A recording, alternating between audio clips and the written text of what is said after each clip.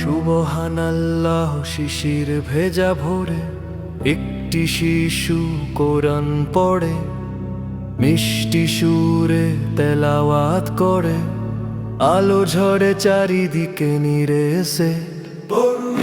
খবসের ছানা নাচে পাশে, হরিণটি থেমে শোনে আশেপাশে। আল্লাহর বাণী শুনে প্রকৃতি নত হয়, সব প্রাণী যেন বলে সুবহানাল্লাহ, সুবহানাল্লাহ, সুবহানাল্লাহ, সুবহানাল্লাহ।